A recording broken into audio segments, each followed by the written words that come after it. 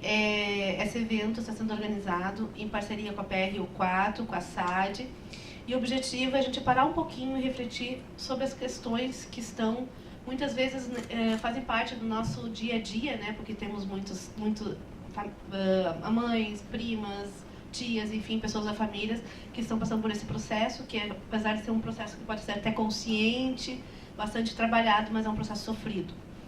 Então, hoje nós temos aqui mais um ano, acho que é o terceiro ou quarto ano que vocês veem aqui, né, as voluntárias do IMAMA, para conversar um pouquinho com a gente e para a gente parar um pouquinho e refletir o que a gente pode fazer para melhorar esse processo e para evitar esse processo.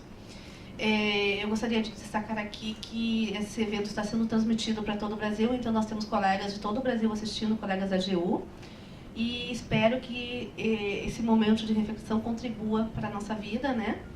E gostaria de agradecer vocês mais uma vez por terem vindo aqui e parar um pouquinho. Eu sei que essa agenda de vocês, Outubro Rosa, é bem complicado, mas conseguiram um horário na agenda em função do trabalho que foi feito pela Isabel, que conseguiu, né, trabalhar e agendar com ele já há mais de mês, para a gente conseguir trazê-las aqui para a gente conversar um pouquinho. Muito obrigada pela presença e agora a palavra de vocês.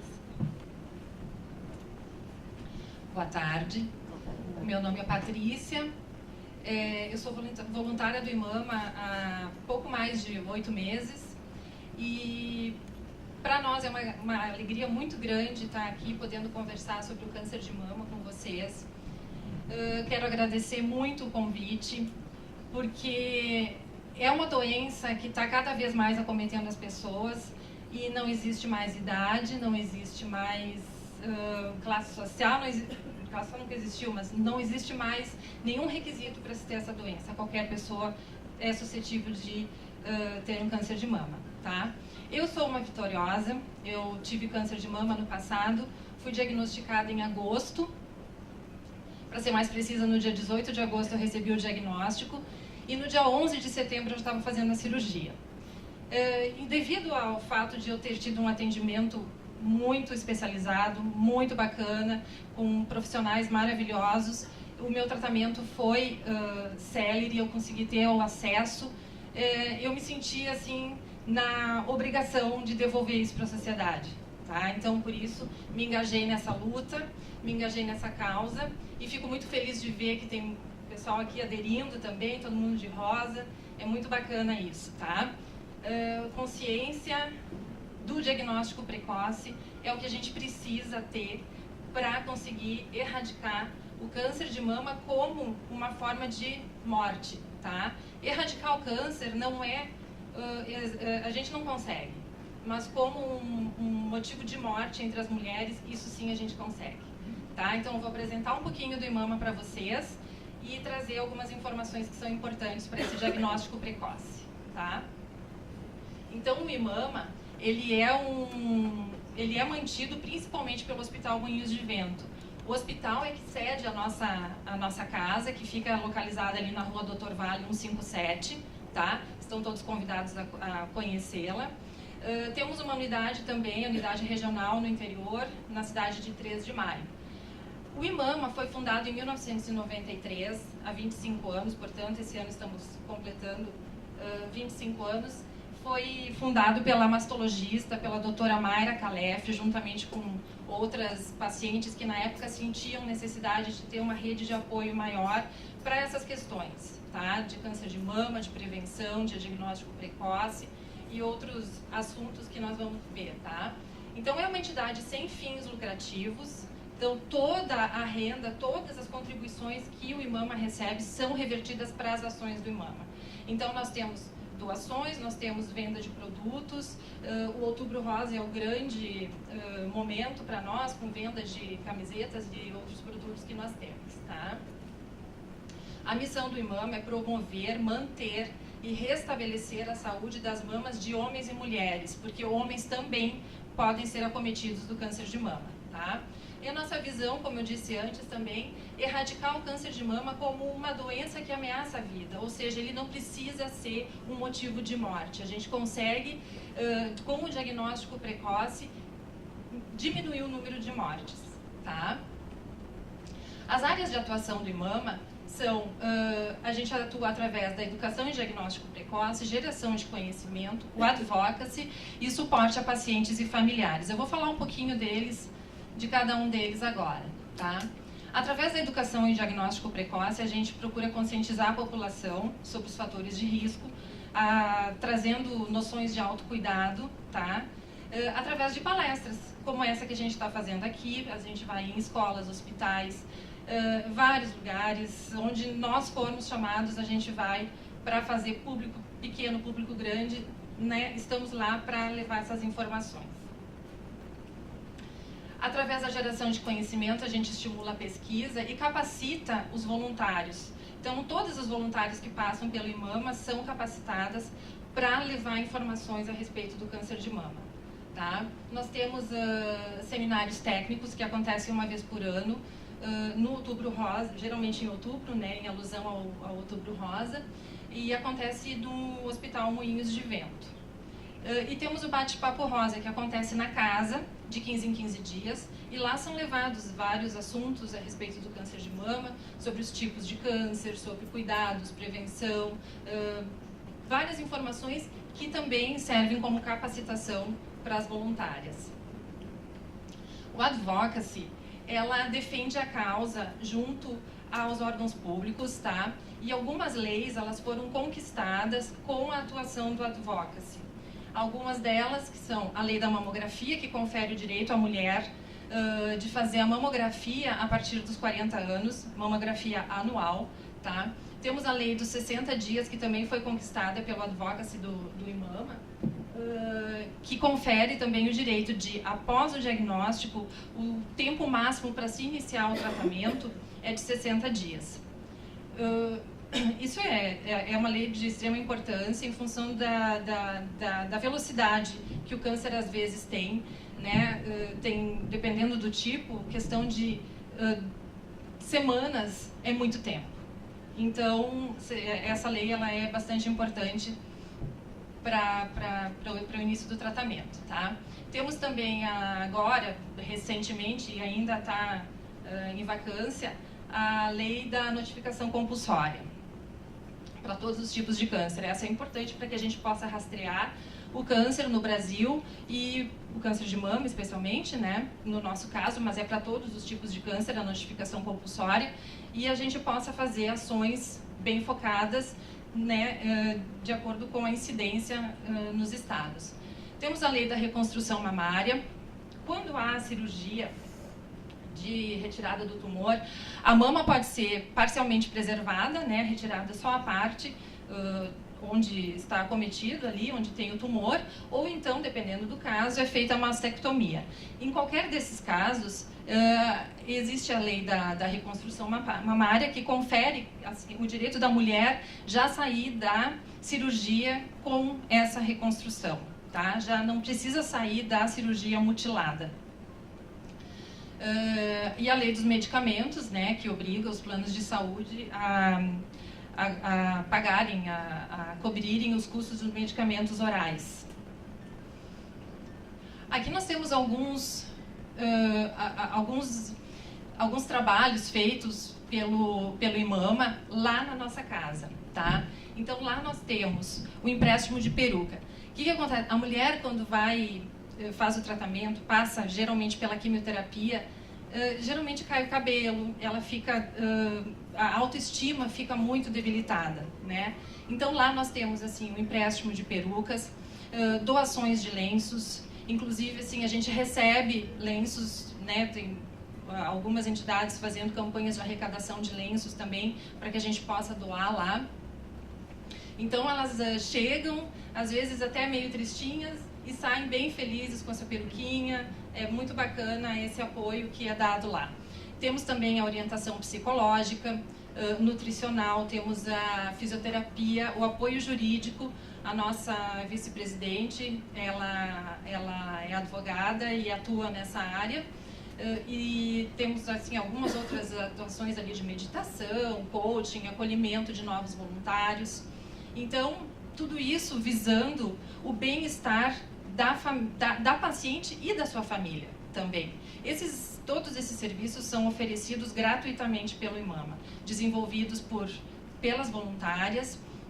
As psicólogas, as nutricionistas são, de fato, né, e são voluntárias. É muito bacana o trabalho que é feito lá e a gente vê que surte um efeito bem bom assim, no tratamento, porque quando a pessoa está passando por isso, ter esse apoio é muito importante. E não só para os pacientes, se um familiar está precisando de um apoio psicológico, também é oferecido isso, tá? Aqui nós temos algumas ações do IMAMA ao longo do ano. Tem a Semana Estadual da Luta contra o Câncer de Mama, que compreende o dia 18 de julho, tá? O Outubro Rosa, que é onde a gente faz a maior parte das nossas ações através das palestras. Esses flash mobs que está aparecendo ali são ações que a gente faz com uma sombrinha, não sei se alguém já viu isso. A gente fica assim bem séria, que é justamente para chamar a atenção para a problemática, né, que é o câncer de mama. E então com a sombrinha que até ela tem um formato, se a gente olha assim, ela tem um formato de um seio, né? E aí aquilo ali a gente vai em lugares públicos, nas ruas, fazer essa ação para chamar a atenção, tá? E o Outubro Rosa culmina com a Caminhada das Vitoriosas, que esse ano aconteceu domingo passado. Foi muito bacana, foi muito bonito. Quem viu as fotos, era um mar rosa em Porto Alegre. Foram 12 mil pessoas, foi muito bacana. Tem o Jantar dos Chefes, que é feito em maio. E toda a renda arrecadada nesse jantar é revertida para as ações do IMAMA, tá? Nós temos aqui um cenário atual do câncer de mama no mundo. Ele é o segundo mais frequente, ele só perde para o câncer de pele não melanoma, tá? Nós temos assim, ó, a cada 100 mil mulheres no Brasil, 56 são acometidas pelo câncer de mama. No Rio Grande do Sul, esse número sobe para 88. E em Porto Alegre, são 114 casos, tá? A cada 100 mil mulheres, tá? O que é o importante, a nossa luta, é que a gente consiga detectar o câncer de mama. Esse aqui foi um colarzinho desenvolvido pelo IMAMA, tá? Ele representa o tamanho dos nódulos. Então, o ideal é que a gente consiga detectar o câncer de mama até essa terceira bolinha, que ele é de mais ou menos 1 centímetro, tá? Infelizmente, quase 54% dos casos já chegam nesse tamanho ou maiores. Isso já é um caso bem avançado. Existe cura. É importante que se frise isso. Existe cura, tá? É um tratamento um pouco mais doloroso, um pouco mais demorado, um pouco mais complicado, mas existe cura. Quando encontrado aqui, tá? O tratamento é um pouco mais leve, tá? Se é assim que se a gente pode dizer isso, né? Mas ele provavelmente uma cirurgia não vai ser mutiladora, né? Não vai ser necessário retirar a mama, só um quadrante. E o tratamento às vezes não precisa envolver quimioterapia, mas isso vai de caso a caso e o tipo de câncer também, tá? Porque também assim, a cada 1 milímetro de crescimento, a cada 1 milímetro que o nódulo aumenta, diminui 1% de chance de cura. Então, por isso que a gente bate muito na tecla do diagnóstico precoce. É extremamente importante que a gente encontre ele bem pequenininho, tá? Porque se detectado na fase inicial, ele tem 95% de chance de cura. Aqui a gente tem umas estimativas do INCA, Instituto Nacional de Câncer, tá? No biênio ali, 2018 e 2019, estão previstos 59.700 casos por ano, tá? São 1.148 casos por semana, 164 diagnósticos por dia. Esse é um número que é assustador. Aí a gente fica pensando, e o trabalho, né, que a gente faz do IMAMA, puxa vida, será que, né, com esses números tão alarmantes, mas quem sabe não seriam maiores, né? Quem sabe esses números, se a gente não levasse essas informações, não levasse essa conscientização, sabe-se lá onde poderia estar esses números. Aqui nós temos o número de mortalidade, tá? Em 2010, foram 12.853 casos de morte. Em 2011, 13.345. Em 2013, 14.388. E em 2015, 15.403 casos de morte. Só cresce. E os dados, o INCA só atualizou até 2015, tá? Então nós temos aí mais 3 anos praticamente que esse número com certeza só aumentou. Nós temos 42 mortes por dia. Isso significa quase 2 mortes por hora. É muita coisa, tá? 14,7% das mortes por câncer em mulheres é por câncer de mama. Ele está em primeiro lugar como o câncer que mais mata mulheres. Por isso que a gente traz aqui, então, agora umas informações da anatomia da mama para que a gente possa se conhecer e evitar a morte através do diagnóstico precoce. Quanto mais cedo a gente, eu repito, né? Quanto mais cedo a gente detectar o câncer de mama, mais fácil vai ser, tem 95% de cura e mais fácil vai ser o tratamento, tá? Então aqui, agora eu vou pedir para vocês acompanharem na tela. Aqui nós temos, eu acho que é melhor eu passar para cá, né? Porque ali vocês não vão ver. Aqui nós temos a areola, que é aquela parte mais escurinha ao redor do mamilo. Temos o mamilo. As glândulas areolares, que são que parece às vezes tem uns cravinhos, tudo isso é normal, tá? E a prega inframamária, que é essa parte aqui que limita a mama, tá? Aqui nós temos uma mama com o aspecto interno dela. Imaginem que essa mama está cortada lateralmente assim, tá? E nós estamos enxergando uma mama direita por dentro. Nós temos aqui as costelas, o músculo intercostal, o músculo peitoral. Atualmente, a indicação, por exemplo, para quem põe silicone, é que use o silicone seja inserido entre esses músculos, para que a mama fique livre, para que os exames de ecografia, mamografia, possam visualizar bem toda a mama, né? Senão o silicone às vezes atrapalha. Essa parte amarela é o tecido conjuntivo, é a gordura, tá? A mama da mulher, ela foi projetada com o objetivo de amamentar. Por isso esses cachinhos que parecem uns cachinhos de uva, tá? Que são os lóbulos, é aqui que é formado o leite. Aqui é produzido o leite.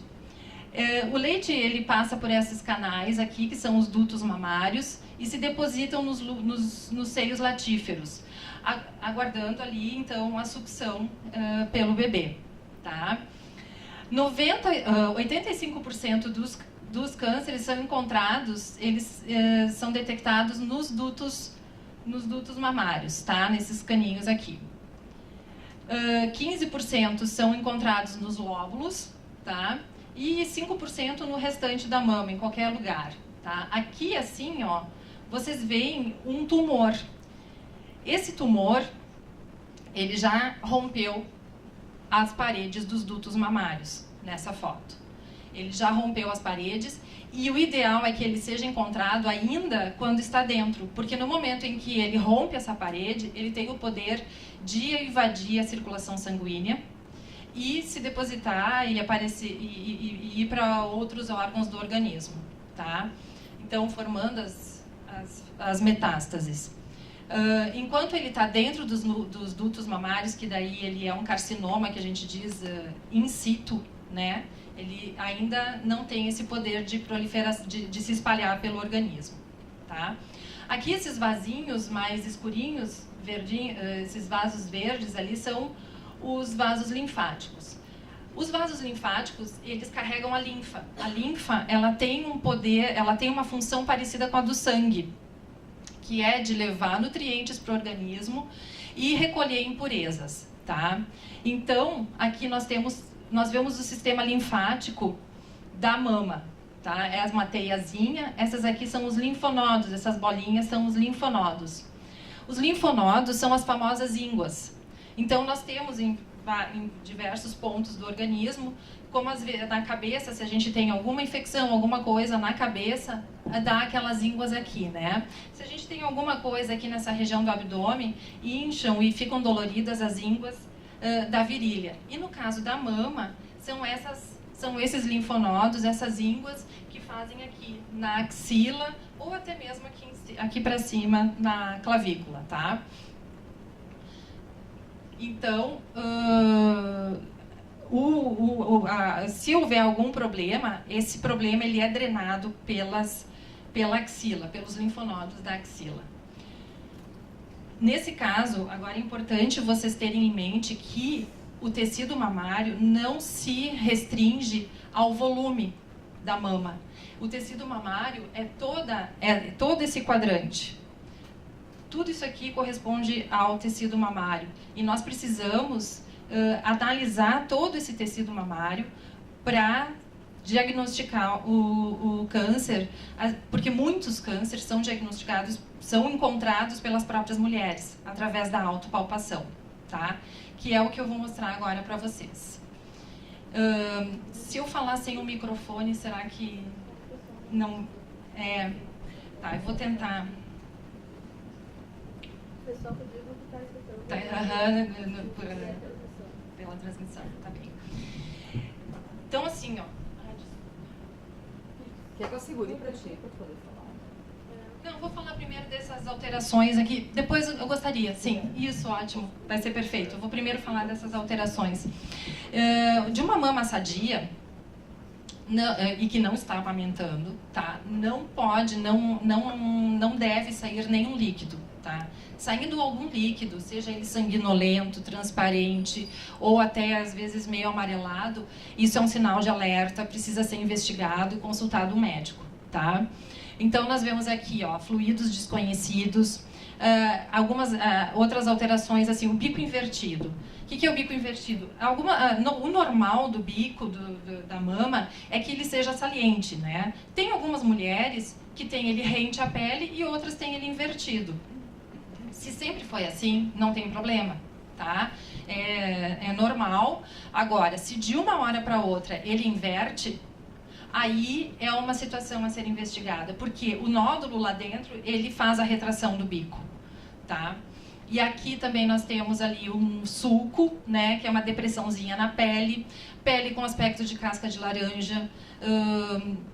Ali dá para ver visivelmente aqui do lado ali o nódulo, né, e a inversão do bico. Tem um nódulo bem grande, até ele está bem aparente, e a inversão do bico. A mama também, se ela apresenta alguma ferida, observem essa ferida. Se ela não cicatrizar, não passar logo, se ela vai e volta, tudo isso são sinais de alerta, tá? A erosão ao redor do mamilo ali, vermelhidão ou ardor, qualquer um desses sinais tem que consultar o médico, tá? São sinais de alerta. Então agora eu vou fazer aqui, vou te pedir ajuda então, pra gente demonstrar a autopalpação.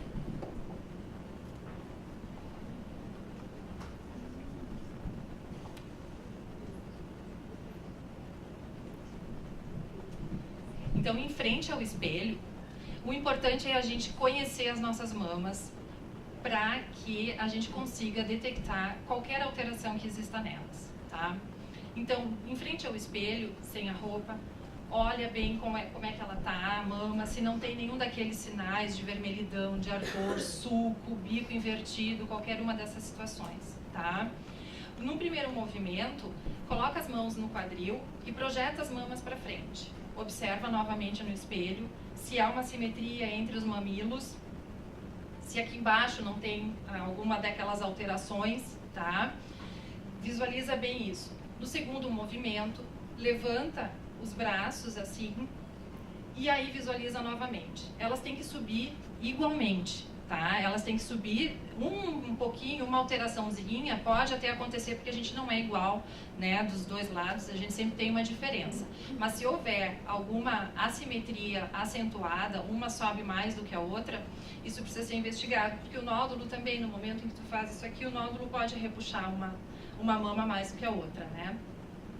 E um terceiro movimento bastante importante, porque nesse a gente verifica bem se há a retração do mamilo, é inclinar o corpo para frente, inclina o corpo para frente e verifica se as mamas caíram iguais. Elas têm que cair igualmente, o bico tem que ficar normal como ele é. Se houver alguma mama que fica retraída ou um mamilo retraído, Não, já acabou. Já é. Se houver alguma situação assim, é preciso investigar, tá? Depois disso, depois dessa observação, para a gente conhecer bem as nossas mamas, no banho, com esses 3 dedinhos, a mão atrás da nuca, com esses 3 dedinhos, essa parte mais gordinha do dedo, assim, que ela é mais sensível, tá? Bem ensaboado para deslizar bem. Vamos massagear aqui, não é uma massagem, não é um carinho, mas também não precisa doer. Tem que fazer uma certa pressãozinha para que a gente possa detectar algum nódulo que esteja ali, tá? Então, como eu disse antes, o tecido mamário corresponde a todo esse quadrante, então a gente precisa investigar tudo isso, tá? Então, em movimentos circulares, vamos passar por toda a mama, tá? Quem já fez um exame clínico no médico viu que o médico de repente faz aquele movimento assim que a gente chama de tocar piano, né? Só que ele tem as mãos treinadas, ele sabe o que procurar e o que investigar. Nós, que somos leigos e não conhecemos muito bem, nesse movimento aqui, entre um dedo e outro, a gente pode perder um nódulo, tá? Então, a gente passa os dedos assim, sem tirar da pele, para não perder nada, nenhum pedacinho da mama. Passa ao redor da mama, aqui no mamilo dá uma pressionada, porque se tiver ali atrás o nódulo a gente consegue verificar, tá? Passa aqui para cima, naqueles linfonodos, vem até a axila, vai passando por todo esse tecido mamário e olhando, e bem concentradas. Não adianta a gente fazer isso pensando em outras coisas, né? Tem que estar concentrada, né? É um momento pra gente, é um momento nosso de autocuidado e que a gente pode salvar a vida com isso, tá? Faz de novo, faz do outro lado, os mesmos movimentos com a mão na nuca. Depois disso, deitada, agora acho que eu posso, obrigada. Deitada com um travesseiro ou uma toalha que possa projetar a mama para frente, faz os mesmos movimentos com a mão na nuca e os 3 dedos da outra mão, faz os mesmos movimentos usando um hidratante até para deslizar, isso é bacana. São pequenos cuidados, tá? É uma vez por mês. Quando que vão fazer isso? Para as mulheres que menstruam, a gente recomenda que faça no 5º dia após o início da menstruação, tá? Para quem não menstrua, para os homens, né, e para as mulheres que não menstruam, é importante que escolha um dia do mês. Por exemplo, a gente recomenda o primeiro dia do mês ou o dia do aniversário, enfim. As mulheres que não menstruam, seja qual for o motivo, porque já estão na menopausa, ou porque usam pílula continuada, ou DIU que não menstrua, ou tenham feito esterectomia, né? Qualquer uma dessas situações, então escolhe um dia do mês para fazer a autopalpação, tá?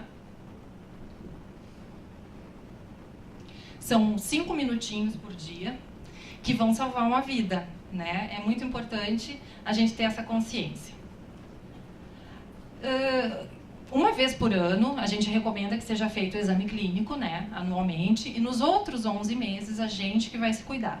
Tem, como eu falei já, alguns tipos de câncer, eles são tão rápidos que 1 ano é muito tempo. Então não adianta a gente ir só ao médico uma vez por ano. Esse autocuidado, ele pode detectar o câncer bem precocemente. Tá? Então, no exame clínico anual, para quem tem mais de 40 anos, é feita a mamografia anualmente, a ecografia. Se houver alguma alteração nesses exames, é feita uma biópsia. Tá? A biópsia, então, vindo positiva para câncer, é iniciado o tratamento, que ele pode consistir em cirurgia, radioterapia, quimioterapia e terapia hormonal. Não necessariamente todos esses são adotados, né, dependendo do caso, e também não nessa ordem. No meu caso, por exemplo, eu fiz a cirurgia, fiz a mastectomia e faço a terapia hormonal. Ele era um tipo hormonal, então a quimioterapia não ia ter um efeito muito grande e eu então faço uso do bloqueador hormonal. Aqui nós temos a imagem de uma ecografia, né? Quem já fez, ele é bem comum. A mamografia, esse aqui é a mamografia. A mamografia, muita gente torce o nariz na hora, né? Pensa, dói, né? É desconfortável. Sim, ele é desconfortável, não é a melhor coisa de se fazer na vida. Mas, São 6 segundos que a mama fica pressionada ali, e ele é um exame altamente eficaz na detecção do câncer, tá? Então, ele é importantíssimo, não podemos deixar de fazer porque ele dói, porque ele é desconfortável, tá? É muito rápido, às vezes a gente faz coisas muito mais... A gente costuma, né, brincar assim que um salto alto, de bico fino, numa noite inteira dói mais do que fazer esse exame, tá? Aqui nós temos duas fases de diagnóstico, né? O estágio 1, vocês veem que é um nódulo bem pequenininho. Uma cirurgia ali vai com certeza vai salvar grande parte da mama, tá? Vai conseguir ser preservada. Já naquele estágio 3, já é um nódulo bem avançado e provavelmente não vai conseguir preservar a mama, tá? Infelizmente, quase 54% dos casos já aparecem, já chegam naquele estágio mais avançado. Aqui nós temos alguns fatores de risco que são naturais, tá? Que são o histórico familiar, que seria o câncer hereditário, tá?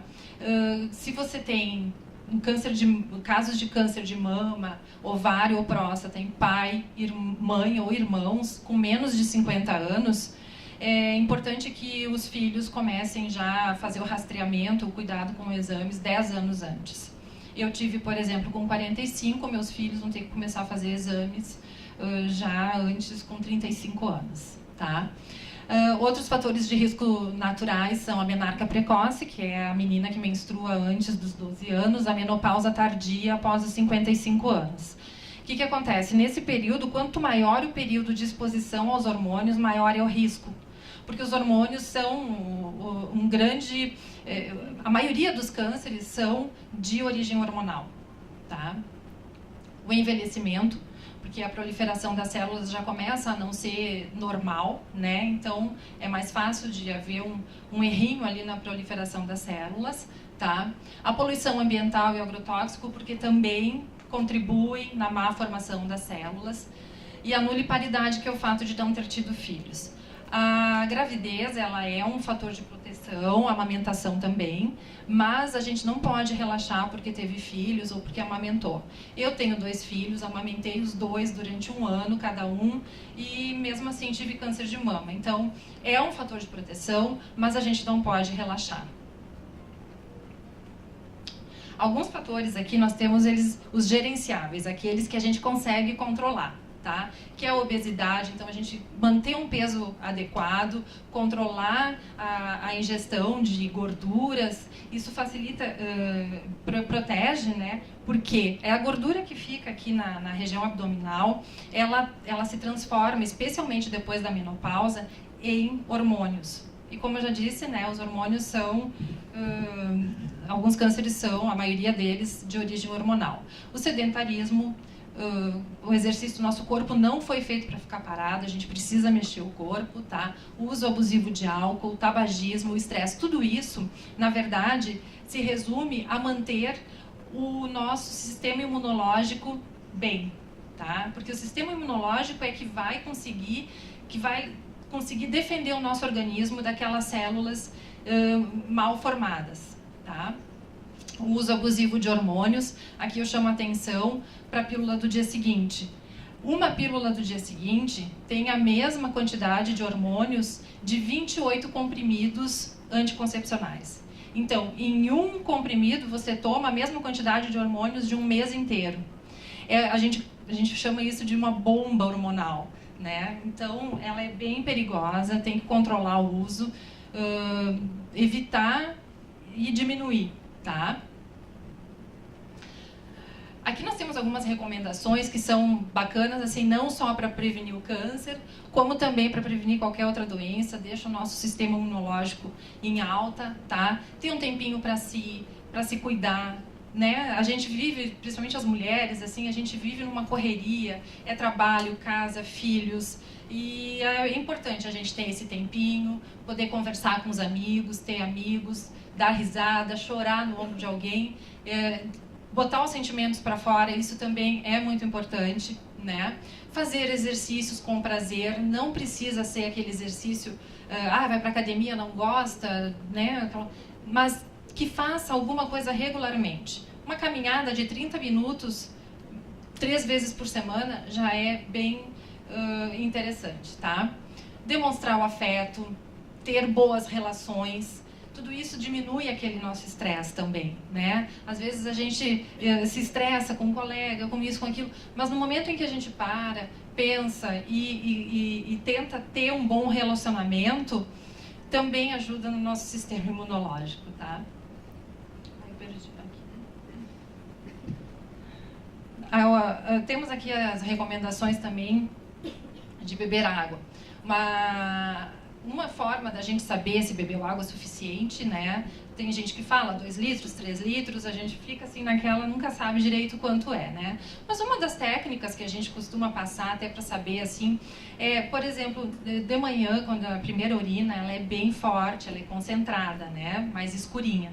Se a gente beber água suficiente durante o dia, no final da tarde, a urina vai estar mais clarinha, vai estar quase transparente.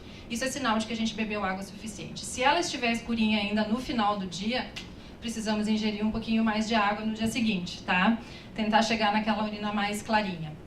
Mastigar bem os alimentos, porque só mastigando bem é que a gente vai conseguir absorver bem os nutrientes dos alimentos e comer alimentos o mais natural possível, tá?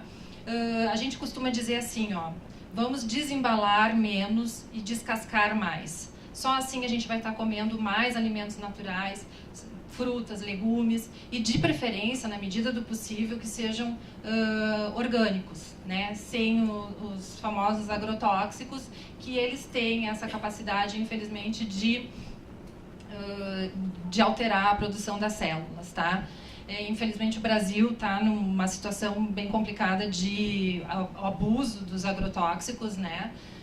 Então, se a gente puder, ou então tem umas técnicas também de lavar os alimentos com bicarbonato, enfim, que ajudam a eliminar os agrotóxicos dos alimentos, tá? E todos os grupos alimentares são importantes, mas eu chamo a atenção aqui para as farinhas brancas, evitar o consumo de farinha branca, diminuir o consumo de açúcar, cuidar com os alimentos processados, os embutidos, eles contêm muitos conservantes. O bacana é a gente às vezes tem um espacinho em casa, alguma coisa, mesmo quem mora em apartamento, manter temperinhos plantados em vasos, né? Aquilo ali nos livra dos caldos, né? E dá um outro sabor para a comida, é muito melhor. Porque, olha só, a alimentação, ela tem um fator de risco de 35% para qualquer tipo de câncer, não só o câncer de mama, tá? E o tabaco tem 30%.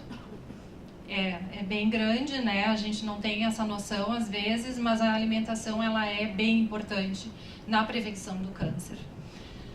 E o câncer de mama, aqui terminando a nossa explanação, é mais do que um problema de saúde pública, ele é social, de justiça e de educação. Tá? Aqui nós trazemos alguns direitos sociais do paciente, nem todos são, aqui no Rio Grande do Sul, variam, né, de estado para estado, até de município. Então, no momento em que alguém se sentir lesado, né, na obtenção desses direitos, nós lá do IMAMA, por exemplo, temos um apoio jurídico para isso, tá? A população precisa se engajar na defesa de seus direitos e o câncer de mama é uma responsabilidade de todos nós. Não é só da paciente, não é só dos familiares. Todos nós precisamos nos engajar nessa luta, cuidar das pessoas que estão ao nosso redor, chamar a atenção delas para fazer essa palpação. Eu não me arrisco nem a perguntar quem faz a autopalpação, tá? Mas eu, por exemplo, eu não fazia autopalpação. Então, cheguei a tempo de um diagnóstico precoce, mas talvez pudesse ter chegado antes, né? Ou poderia até ter dado tudo errado, enfim, né? Então, é importante, gente, eu chamo a atenção para essa questão da autopalpação, tá? Eu agradeço a atenção de vocês, espero que tenham gostado e, quando quiserem, sintam-se abraçados pela causa e visitem a nossa casa ali na Rua Doutor Vale, no 57. Tá?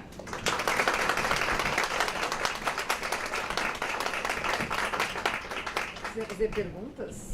Quem quiser fazer perguntas, fique à vontade.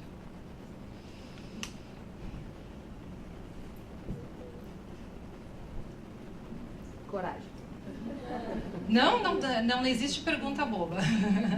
Podem fazer na medida do possível. Essa pergunta que acha que é boba não é boba, né? É, exatamente. Geralmente é dúvida de mais pessoas. Ah, por favor. Só uma Está gravando só.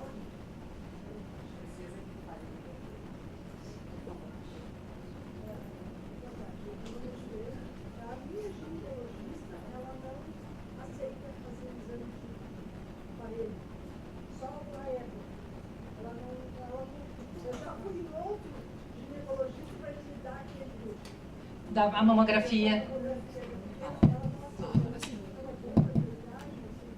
Pode prejudicar se alguma coisa tiver, né, que aquele amassamento não é uma boa. Ela não deixa de fazer. Olha. Ela é contra, né? Contra. Tá. O que eu vou te dizer? Quando a mama é muito jovem, quando a mama é densa, tá?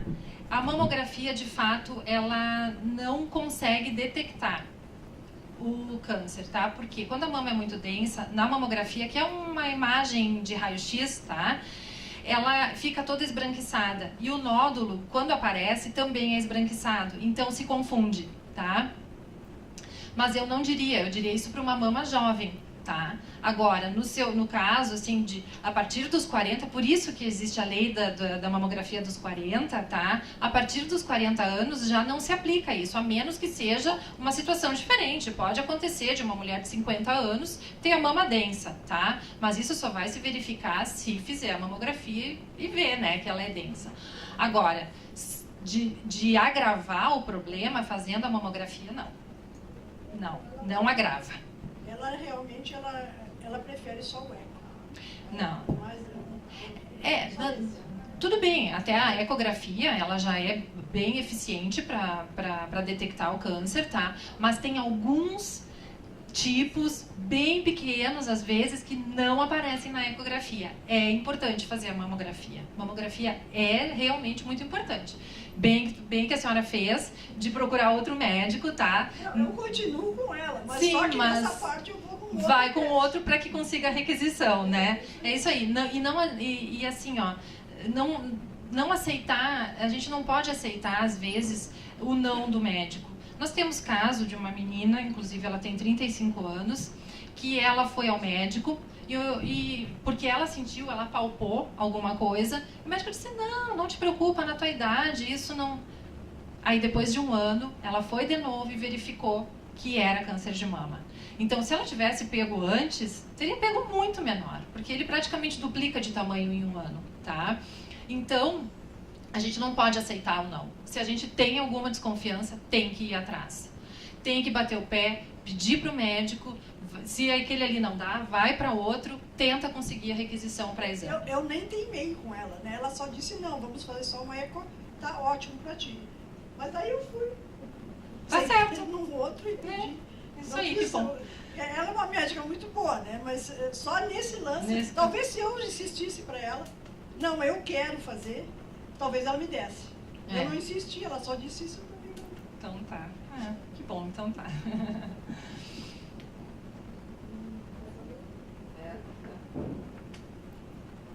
Só para nível de contribuição que eu ia te falando, né? Uhum. Eu faço exame mamografia e faço ecografia mamária, sempre. Então, e eu não acho desconfortável, eu tenho mama densa. Né? Então, isso aí é muito, não sei, da profissional. Eu achei estranho falar isso. Né? Porque eu tenho cisto, sinto e não é problema nenhum. Falou que em função de tomar pílula há muitos anos. Mas eu acho estranho. Acho que é de cada profissional. Mas no geral eles pedem. Eu por exemplo, faço. Amanhã eu tenho a gineco para levar os exames. Ah, que bom. Eu também faço, em função de ter casos na família também, eu faço mamografia e eco mamária desde os 30. Isso aí eu sempre fiz, na verdade. Vejo que sempre fiz. Não é de 40 em diante, sempre fiz. Essa questão dos 40, a gente fala que tem essa legislação mais para o pessoal que utiliza o SUS, né?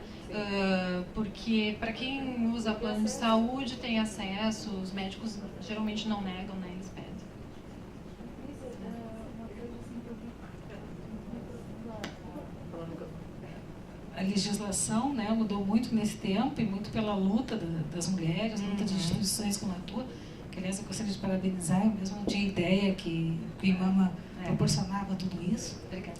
E uma coisa que eu vi esses dias, algumas pessoas pedindo, assim, reivindicando, né, que a mamografia fosse feita de outra forma, que se investisse em pesquisas para isso. Né? Não sei se tu tem alguma notícia de investimento em pesquisa para desenvolver esse exame de uma outra forma. Porque eu sou uma que sofria muito quando... Muito. Eu chorava quando sabe que o pessoal fala, podia ser um pouquinho mais anatômico, né? Pelo menos o aparelho, ou de uma outra forma, algum aparelho que chegasse assim, né? Que a gente não precisasse.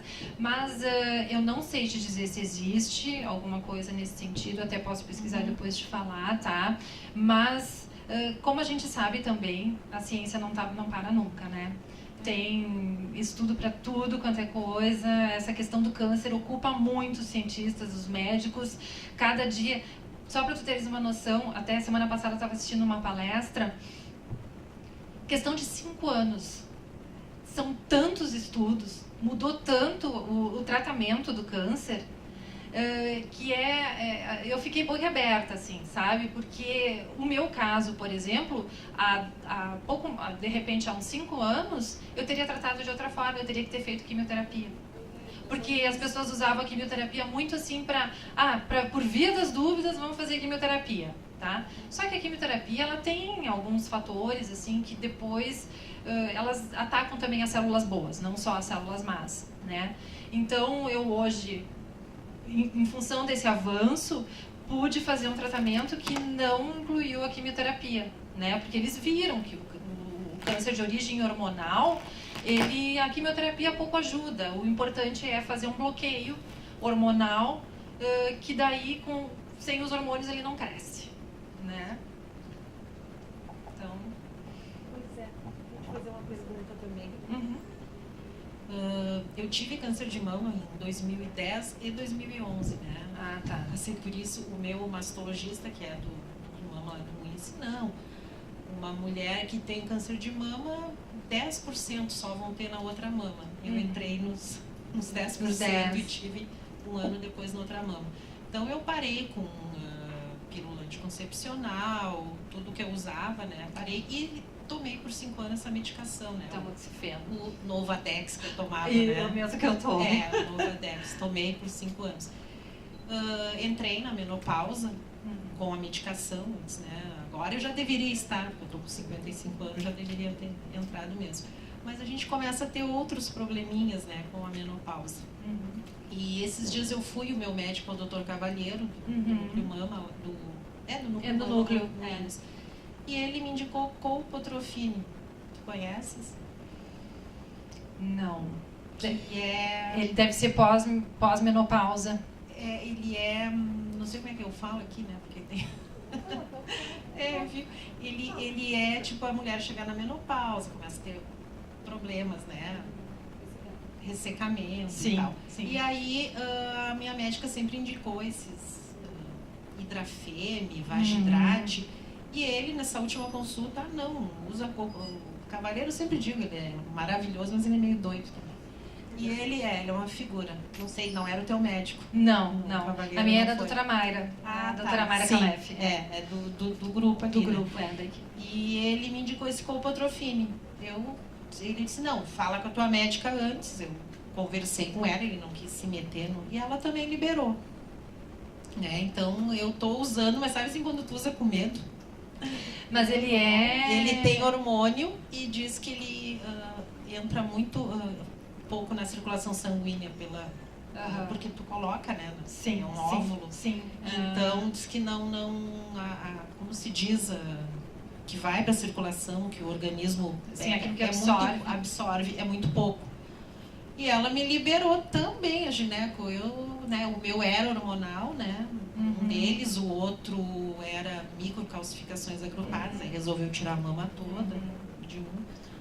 Aí eu tomo sempre uso, aliás, com medo, mas estou usando, né? Então, tu não ouviu falar nada sobre isso? Não sei te dizer, mas eu te aconselharia, né? De repente, Tu tem um oncologista?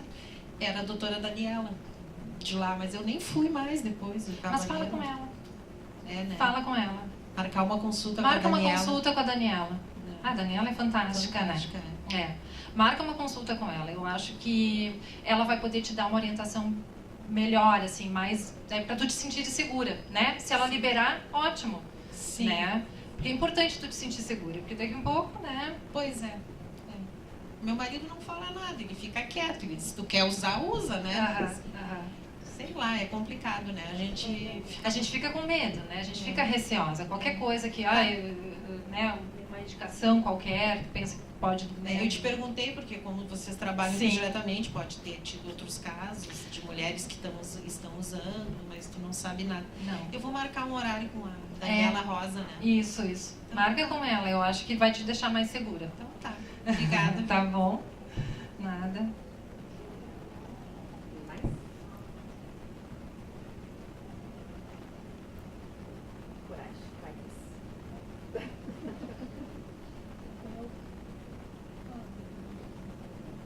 Alguma pergunta, meninas?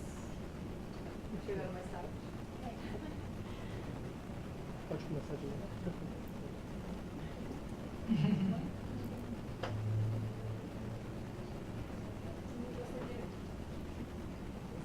Eu gostaria de agradecer a presença de vocês todas, né? E principalmente da Patrícia, que veio aqui. Para mim, pelo menos, foi muito esclarecedor. Né? Eu concordo. Muito obrigada, Patrícia. Né? Eu que agradeço. Foi muito bom. Obrigada pela atenção. Novo, né? A gente está sempre à disposição, tá? Bom. E eu queria contar para vocês, se quiserem, tem um bolinho de confraternização sem farinha. Você vai ser assim. Então tá. Obrigada.